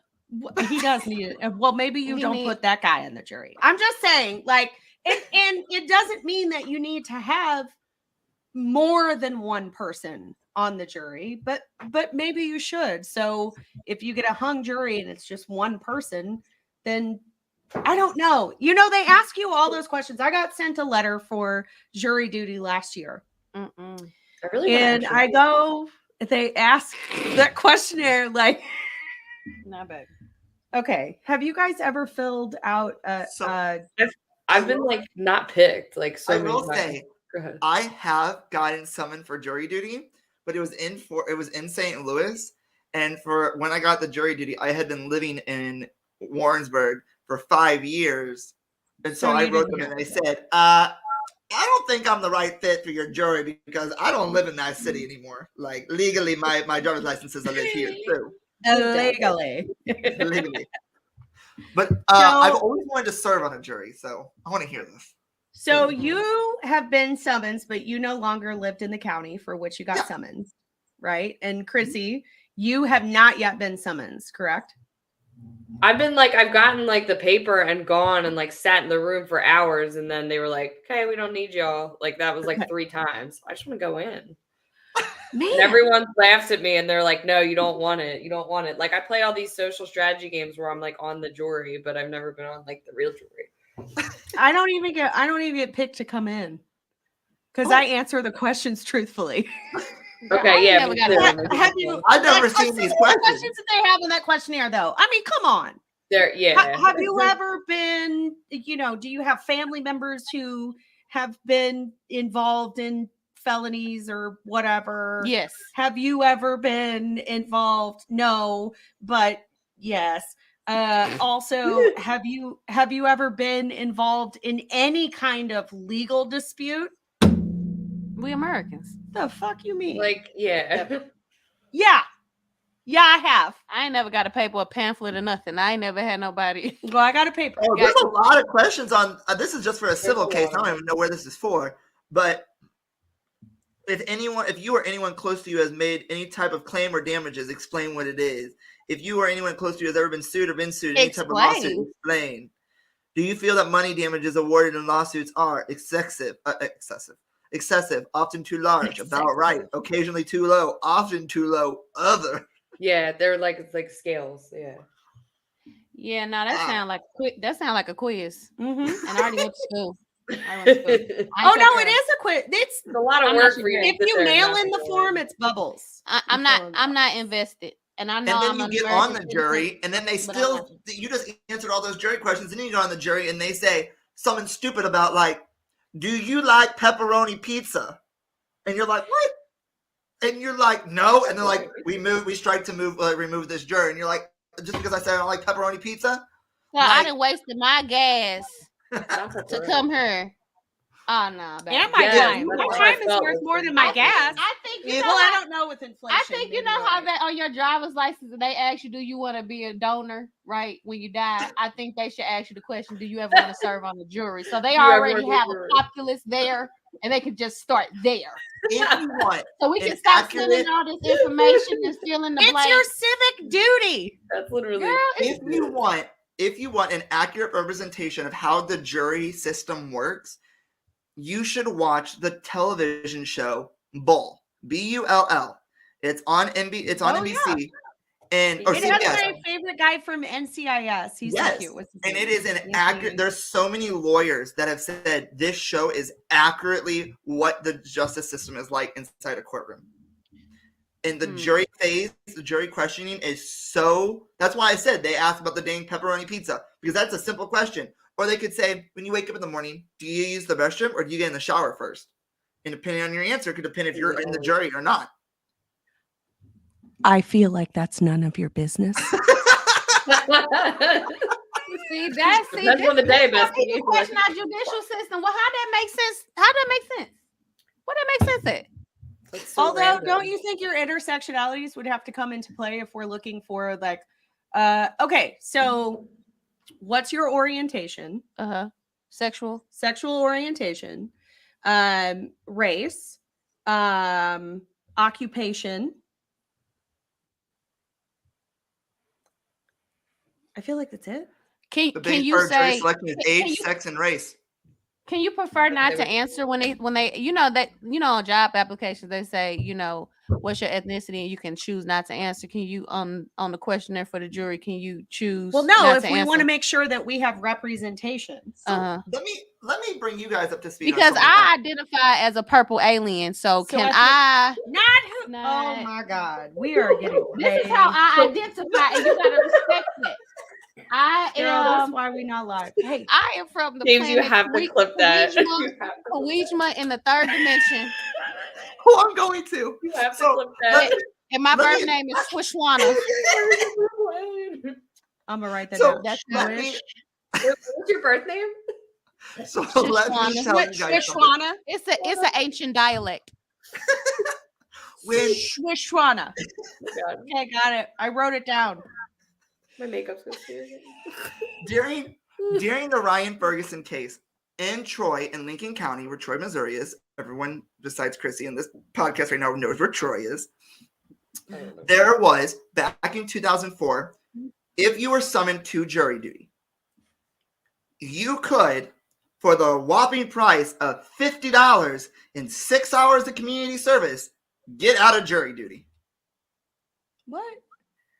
Not anymore. Once the Ryan Ferguson case happened, they said, we're getting rid of that rule. And so now everyone who's summoned to jury duty has to come to jury duty. What do you Unless mean? they have a Wait, specific- wait. Are you telling me that we had it written? Mm. They had it written in their system that you didn't have. You could buy your way out of a civic duty. Yep. Well, they have it written where you can't spit on the concrete, girl. You didn't think that they would have that written? Listen, you alluded to that earlier, remember? the concrete. I can't- They have it written that you Drink can't. Beer out of a bucket. So They also have it written in So New why are Jersey you that you St. can't Louis Why you beat appalled? your bathtub with the Beer goat out of on a a bucket. Thursday. So in New Jersey, trying to they figure have it out written why down that Lucy on is a Thursday appalled. you can't be with your goat in the bathtub. So Jersey's so weird. I'm appalled for the same reason I'm appalled. Lower your tone. Okay. Lower your tone. We here. We gonna come down here because I love you. I'm appalled for the same reason. Uh-huh. I was not coming for you. But after when you said appalled, I felt the breath hit my face, and I was like, "Shit is about to go down." Y'all gonna have to turn us off for a second. About to All go. right, and they're gone. No, so let's move in to our final topic of the night, which Wait, is can I talk about why I'm appalled? Oh, sure. I'm appalled that you would be Sorry, I'm able. using it. I'm just kidding. I'm appalled that you would be able to buy your way out of anything. I am just absolutely appalled by that. I'm appalled that you would be able to spend just $50 to not have to perform your civic duty. I wouldn't say equally appalled, equally appalled, or more so appalled, that you could also buy your way out of criminal convictions. Jay, what you said you was finna say when you said Sorry. That's why I am appalled. And Grant. James, go ahead. Say what you was finna say when you was finna So let's move on to the topic that is this episode is so clearly named after: wrongful convictions. To name a few, as Vicky go, I can't get them straight now. Yes. So we're as Vicky goes to get ice for her margarita or whatever she's drinking. No. It's the gin. St. Louis Origin Gin. Origin.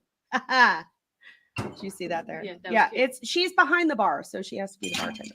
That's a nice bar. Them's the rules. I don't make up the rules. Guys, this is not a product placement for CJ Unedited. This is a product sponsor placement for Difficult Discussions podcast. Go ahead. Whoop whoop. Yes. Origin Gin Vodka. It is distilled here in St. Louis. We have been drinking this one, which is just your botanical inspired gin. But we also have some blue gin over there that has some floral taste to it. which is also a St. Louis. Yes. I believe it is St. Louis. Is it? Yeah, it's the same. Yep, it's a St. Louis spirit as well. Truly floral spirits. I feel like I'm St. Louis, Missouri. And that is how a product placement will be like when we finally get a sponsor. So let us go into the wrongful convictions and tie this entire difficult discussions up with wrongful convictions. To name a few, we've had Henry and Leon McCallum, Duke University lacrosse team, Ryan Ferguson, and the number one most worst wrongful conviction, according to this website called The 5 Worst Wrongful Conviction Cases in the United States History by the Law Offices of Carrie L. Armstrong, the Central Park 5. Oh, yeah. So, Don't get me started. we're going to take 2 of those, and we're going to talk about them. First and foremost is the Central Park 5. Ooh. Ooh, For those 1989. who don't know what the Central Park 5 is, Vicky, will you explain? So the Central Park 5 in New York City, there was a lady jogging and she was raped and killed. And there was an eyewitness that said it was these 5 boys. That's the one you're referring to, correct? In 1989 in New York. Yep. There's actually a show on it. When They See Us on Netflix. So these boys, they were boys. They were ranging from Children. They were 14 to 18. They had skipped school or whatever the case may be, and they were out. And so eyewitness said it was them. So they got incarcerated. The youngest was 14, I believe, incarcerated for 10 years. In 2002, they were exonerated. And then in 2014, money got thrown at them. A lot of those individuals now, like they've started organizations and things like that, but they lost their childhood and their adolescence because of an eyewitness that said it was these 5 black boys, and it was actually, and who actually did it, he was already locked up for another crime and wind up admitting to that crime of killing that lady, and that's how those boys got off. No DNA kits, no rape kits, no anything. There's an eyewitness saying that these 5 little black boys raped and killed this lady. From what I'm reading, they served between 5 to 12 years for what they did. Yep. Oh my God. So that just leads to the fact of Awful one eyewitness. wrongful convictions, and it's like, did they have the evidence to? Oh, someone has a question for you about your drink, real quick, before we get into that. Again, my father. Is it just in St. Louis, or do they sell it in Hazelwood?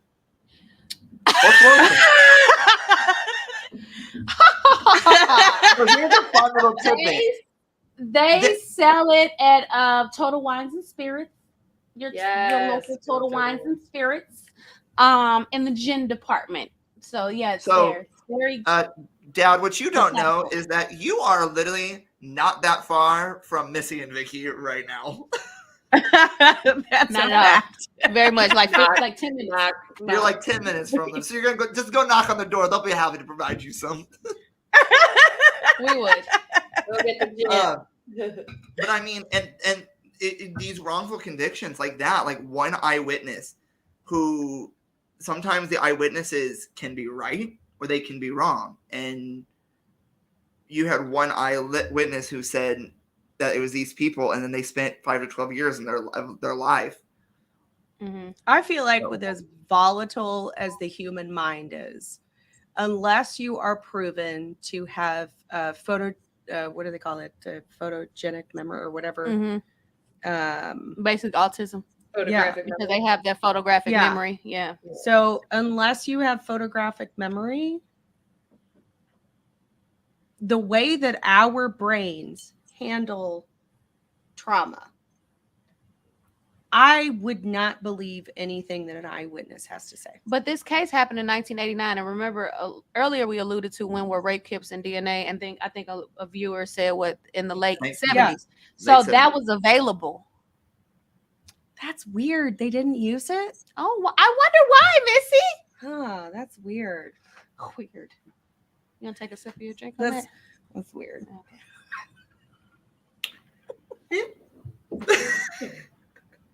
Yeah, I'm also quite astounded that there were I don't even mean quite astounded. Your Okay, astoundment. I'm and just appallment. disappointed. So I will say, though, that after their exonerations, though, this case became prominent for racial profiling, discrimination, and inequality in the legal justice system. But on the other side, each defendant sued the city of New York for malicious prosecution, racial discrimination, and emotional distress. And they all settled in 2014 for $41 million. So, I mean, I don't. How do you put a price on somebody's life? on someone's life? You can't. So No. they got $41 million for a combined 50 years of life, maybe 30 to 50 years. Yeah. With all 5 of them serving anywhere from 5 to 10 years, right? Mm-hmm. Yep. So, But that just tells you about our capitalistic culture. You thought I was being like facetious earlier when I was talking about capitalism in America. Like we just feel like we can throw money at everything, and you're supposed to be okay. And money don't move me like it move a lot of people. I mean, it's nice to have, but there are so many. My happiness is not based on money. Money helps, but money is not it. is not it. No. But we live in a culture where we put on the facade that it is, and so people believe it, and so they try to attain it and will lose themselves trying to attain it. So that's just my 2 piece. Yeah. Okay. So here's where I feel like we have to create some kind of separation. Mhm. Is capitalism is not awful. No. Capitalism isn't Okay. awful. Okay. No, because I mean, because you we have talk about it's a capitalistic culture, like it's a bad thing. But in economics, capitalism is okay. But in every aspect of our lives, in our judicial system, it should not be. Agreed. That's what I'm talking about. No, Okay. 100%. Okay. Yeah. I just want to make sure that No. we're clarifying Yeah. that you're not against capitalism. No, that's why America is America from Right. like from an economic standpoint. Right. But from any other From a human rights? no, from human rights, there is no price that you could put on any piece of me or my life. As a Black person, you already sold me, so I'm very not for that shit. No. I'm no. Sorry, y'all go. We So, get into our so topic. something that I wanted to turn the reason why I picked the Central Park Five and the Duke lacrosse to talk about is they both involve, and I don't know how to say this the right way. They both involve African Americans, but they involve the Central Park Five were African Americans who were wrongfully convicted, and then you have an African American woman in the Duke lacrosse case who wrongfully blamed 5 white men. So this goes back to the whole race and gender thing is it's not always the whites that do something wrong or always the African Americans that do something wrong. Right. It's both. Because with the Duke lacrosse one, What happened there? I don't know. Okay, so I'm gonna read this little blurb from it. So the Duke lacrosse student team, Duke University is an elite private institution known for a student body filled with students who are academically strong, from well-off families and great athletes. In early 2000s, members of the men's lacrosse team were at riding high, but the 2006 season was cut short when several Duke players were falsely accused of rape. Like the Central Park Five, the Duke students were all teens or young men. The media coverage of the case was massive, and the public early on turned against the Duke athletes, but that's where the similarities stopped. The Duke players were primarily members of well-connected families, and all immediately denied the allegations. Their families hired strong defense attorneys right away and fought back in the media. While there clearly was evidence that a crime took place in the Central Park Five case, there was no evidence of assault in the Duke case. As a result of solid legal representation and eventual scrutiny of the case's validity, the prosecutor dropped all charges. So you have 2 different cases where one had a lot of things, but they had the wrong people and they were convicted. You have the case where they don't have everything, but yet they're still pressing their charges on them. So, and I mean, in the light story, the girl who did falsely accuse ended up going to jail later on for killing her husband, but that's a different story. So, The hell? Was he white? Damn, I just just want to threw know. that in at the last second. what'd you Was say? her husband white? Was she seeking vengeance? Like, I don't understand. I don't remember why she killed her husband. I don't remember. Let me look it up. Hold on. What's her name? I gotta find her name. Hold on. So She crazy. As you're looking that up, James, Yeah. This story infuriates me for multiple reasons. Which one? Oh, I know what. I am a survivor myself of sexual assault. And so I can tell you from my personal experience going through the legal system, you are definitely innocent until proven guilty, and it's the survivor that is put on trial. Mm-hmm. For anyone to falsify a story like that should definitely be punished. Because what you don't understand is that you think that what you're doing is taking vengeance upon someone, but what you're actually doing is fucking things up for everybody else who has actually had to go through that or has to go through it. Now, on the flip side of that, I also know what it's like to not be believed because there's no evidence. So, to drop charges for a prosecutor with a case that widely scrutinized, to drop charges, that tells me that the story that you told was completely falsified. Now, I can tell you that when I read about her story, I immediately empathized with her.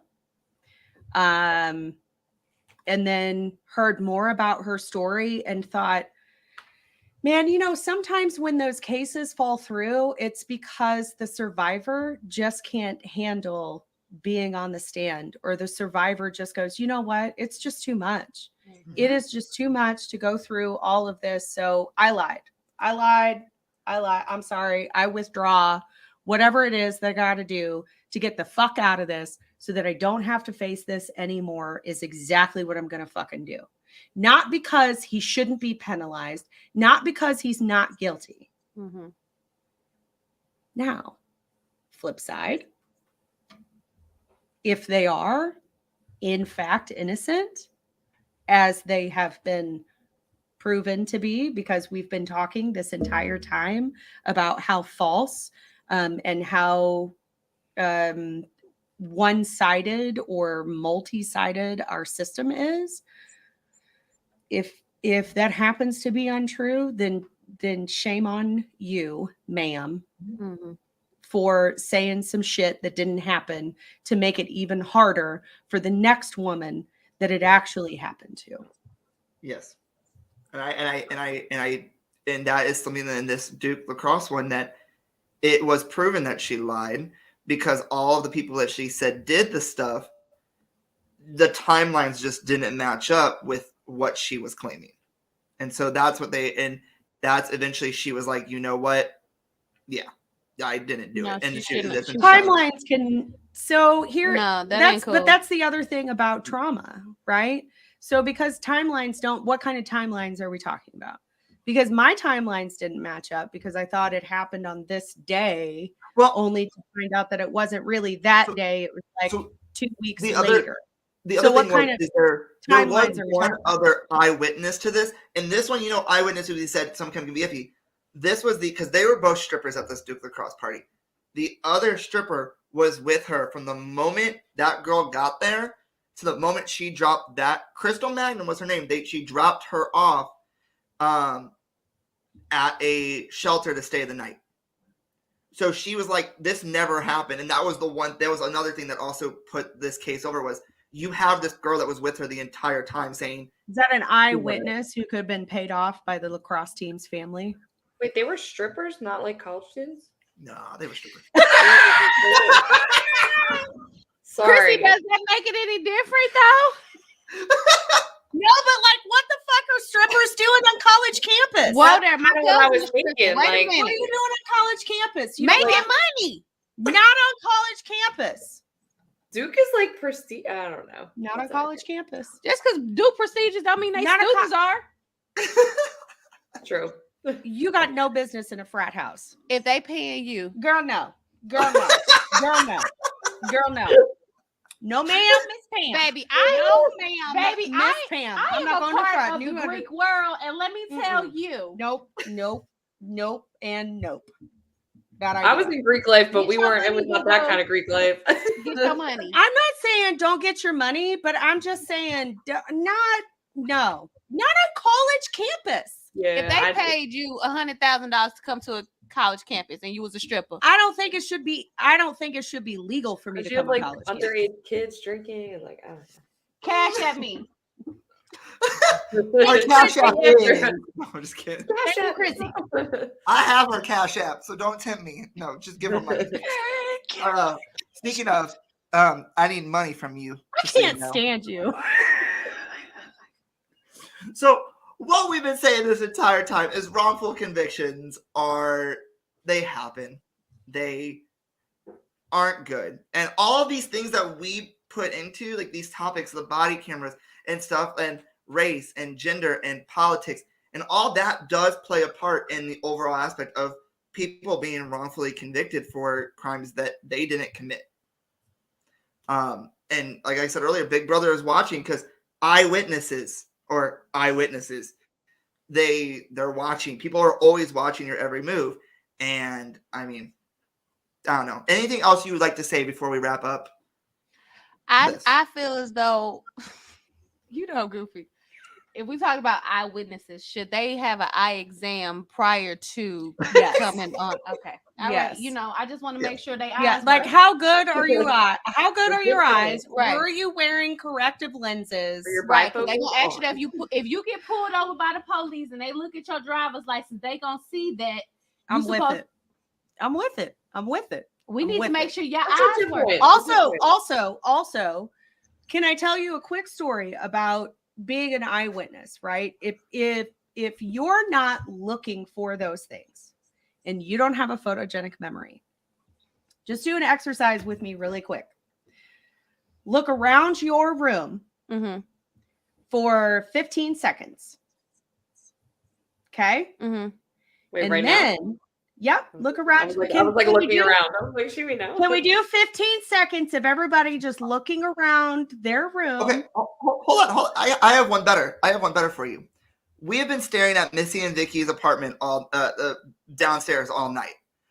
I am going to remove Perfect. Missy and Vicky from the chat, and I want someone to tell me something. But I'm going to remove them from the chat. You'll still be able to hear them, but I want to see if people can see. Okay, if we can see if people's eyesights really do work. Okay. Can you still hear me? Can you guys still say something so I make sure you guys can still hear? You guys can. Oh, why is it not working? No, you put them backstage. I did put them backstage. All right. We can hear. Okay. They might All have right. to turn Hey, it how y'all doing? Okay. So here we go. You guys have been looking in their rooms all night. What is on the top shelf of Missy and Vicky's stand in the very back corner?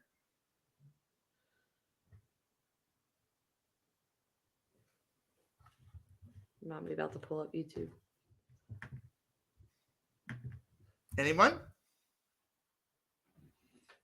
Wow, I love how this chat is good all night until I ask a question. It's like teaching. Everybody got something to say. A red light. So you got it. Yes, you got that to is answer. correct. But the thing I was specifically looking for is there is a football helmet in the back of their thing. Go Chiefs. So yes, That's my Kansas City Chiefs. the thing is, Okay, is sir. we've been staying at that for an hour and 46 minutes, and you're expecting someone who is an eyewitness to be able to recount every single thing, or someone who's been raped or anything that to remember something, because Right. your body memory doesn't remind you. So yeah, there was bottles, there was something like that. But if you were looking for one specific thing, and the person you're trying, like I'm trying to be like, I'm looking for, there's a specific thing back there. What is it? Your mind doesn't remember everything that you see. I was going to And answer. that's football helmet. exactly my point. Now, I will say this though. Uh-huh. Your mind, unless you are forcing yourself, your mind does not remember everything that you see. Because I can tell you this about being a survivor.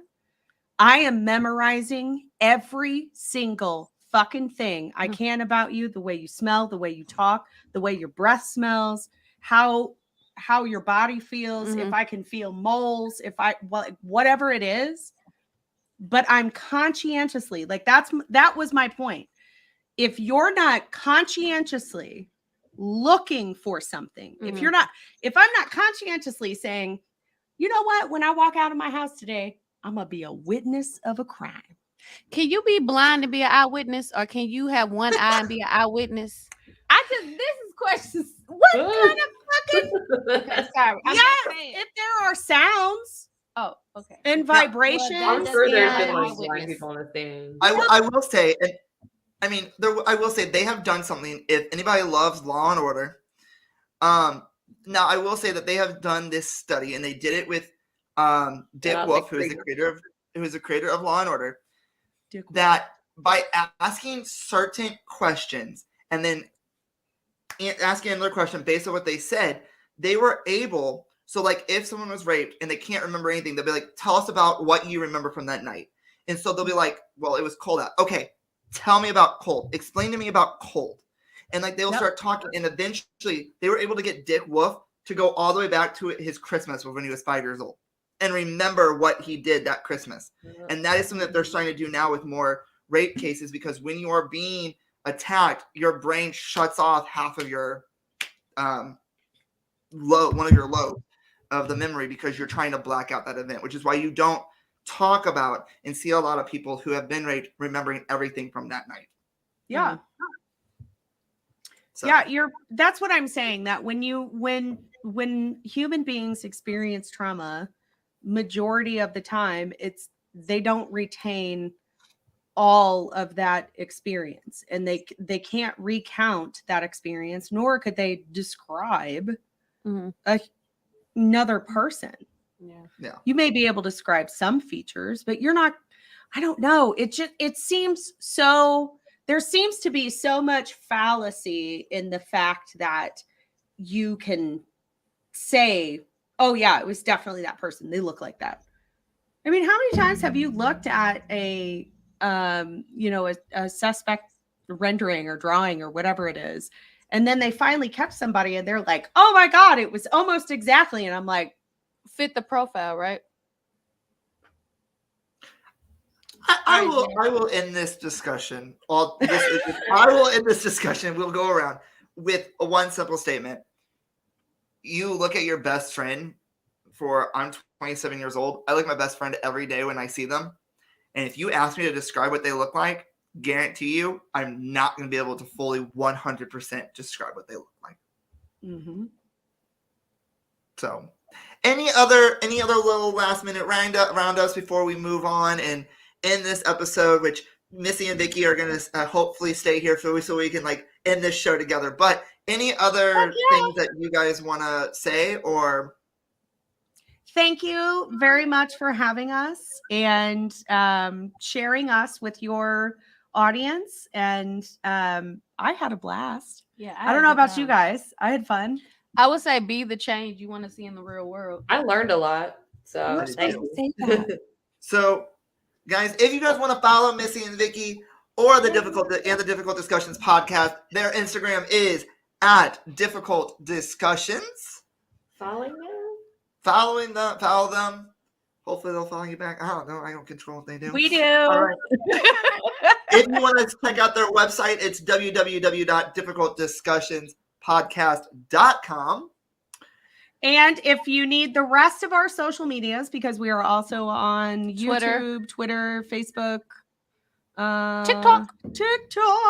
We do have some videos out there that are quite hysterical. We love a good TikTok. We love a good TikTok. They were some of the reasons why I got started into us doing TikToks. But guys, this wraps up the Difficult Discussions portion of our show. I'm sorry that it was an hour and 52 minutes long, but if you guys were watching, it did say this was going to be an undetermined runtime. But next week, we will be back at our 1 hour time frames with our crazy news reports. That's right. It's backed by popular demand, our crazy news reports. If you guys have not checked out any of them, go back. We have some funny ones. We have the shit-stained house. We have the Russian sex doll that was found off the That's Japan. One. They're crazy. We love them. But this past week, we have been asking for your guys' recommendations on movies so we could do our unedited movie review with our friend Kevin Falk on March 10th. And I am excited to say that we got 15 different movies that we need to put onto a wheel to decide which one is going to be chosen. Now, the way this is going to work is once the wheel is spun, I'll put out on social media where you can watch that movie. If it's going to cost you, you guys can find it for free anywhere because sometimes piracy is the best deal. But here we go. We are going to spin this wheel. The names of the people who put these movies out are not on there, but what I will do is I will contact that person to say, hey, we got your movie. Your movie was chosen. Would you like to be on our podcast? Oh my God, I love so many of these movies. So Missy asked if she could be the one that says hit the word spin. So Missy, whenever you're ready, let me know. Okay, ready, set, spin.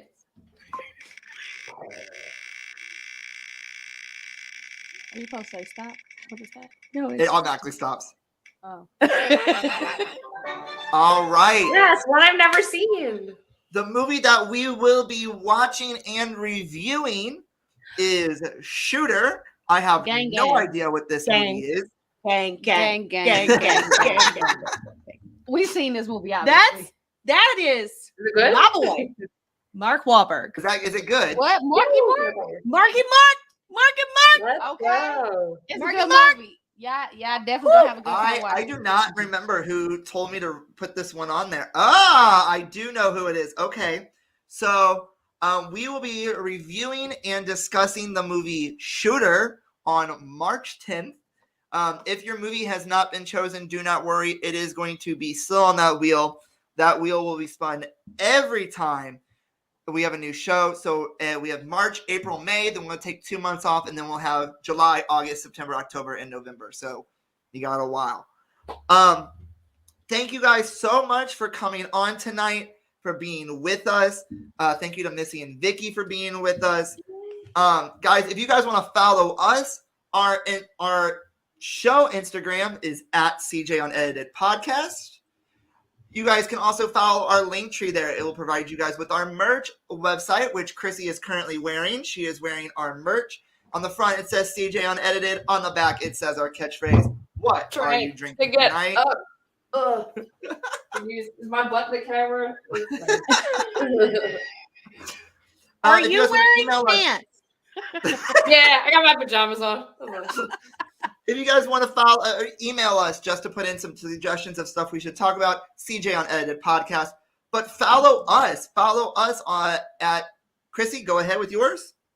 You can follow me on Instagram at CRossMac_4. It's mostly just plugging stuff for this podcast and for workouts. Or, oh my God, you're still plugging my dog. We love to see it. She's still kicked out of daycare for eating other dogs' poops, but we have good things like every day. So, if you guys want to follow my Instagram, it's at jhanton. I will say that, Chrissy, you did say something about posting updates about our show. We will be having a Survivor draft video come out sometime next week, as Survivor 42 is kicking off on March 10th. I will be at the premiere party in New York City with Wendell and Bryce. So we have a show the day after, so I will let you guys know who I met. I'm going to plug them one more time, guys. Go and follow Difficult Discussions at Difficult Discussions on Instagram. You guys can find them on TikTok, YouTube. I don't know if she said YouTube, Facebook, Twitter, and you guys can listen to them wherever you guys get your podcast. But don't forget, next week, oh my God, I don't know where it's at anymore. Next week on March 3rd is the return of our crazy news reports again, back by popular demand. We are super excited. We can't wait to see what the other person comes up with.